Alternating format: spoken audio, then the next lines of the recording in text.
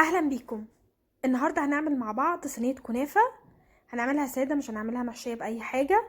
هنضيف عليها مكون هيخلي لونها تحفه وهيغير من طعمها خالص. هتحسي ان انتي بتاكلي كنافه مختلفه. يلا بينا نشوف هنحضرها ازاي. اول حاجه هنحضر الشربات. معايا كوبايه ونص سكر.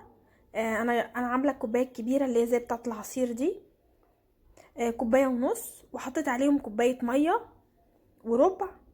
يعني حطيت كوبايه وبعد كده حطيت ربع كوبايه، مش بكملها للنص عشان الشربات يبقى تقيل شويه، لان معروف شربات الكنافه بيبقى تقيل مش خفيف.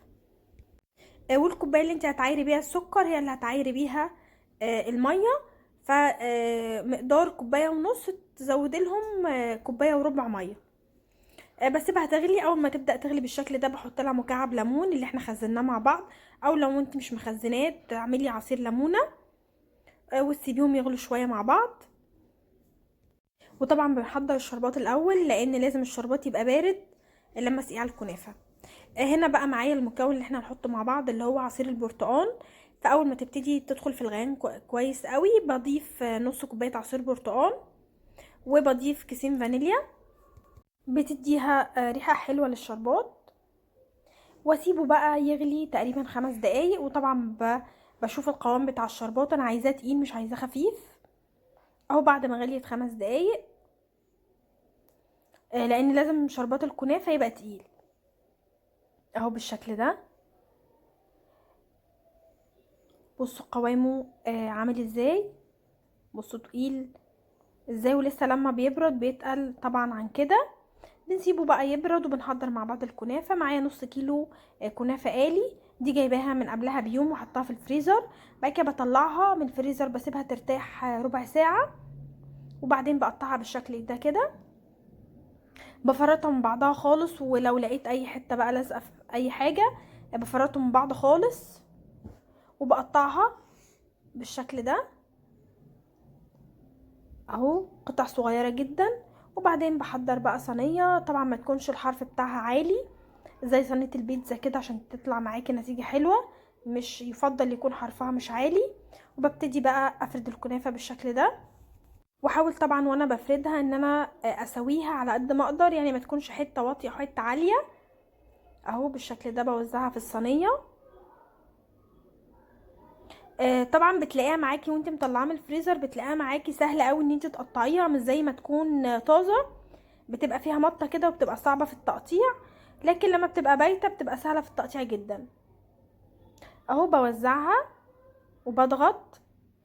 كل ما اوزع طبقه بضغط عليها بايدي كده علشان اسكنها في الصينيه واحط عليها اهو زي ما احنا شايفين كده.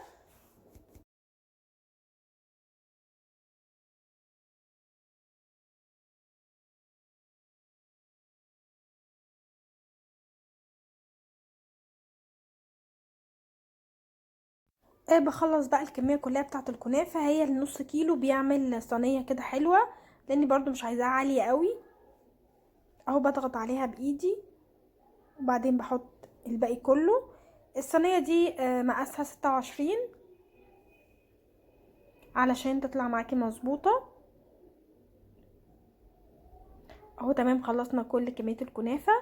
ببدا بقى اضغط عليها اكتر حاجه عندي بحيث ان هي تتضغط في بعضها. وبعد ما اضغط عليها بايدي كده بجيب صينيه اصغر من الصينيه اللي انا رصه فيها الكنافه، وببتدي اضغط عليها بالشكل ده كده علشان اضمن ان هي اتضغطت كويس قوي وان مفيهاش اي فراغات، وان هي تساوت صح، السطح كله تساوى والقاعده كلها بتاعتها تساوت، وتطلع معايا قرص كده شكله حلو، ما يبقاش حته واطيه وحته عاليه. اهو بالشكل ده كده تمام. ومعايا هنا كوبايه سمنه مسيحه.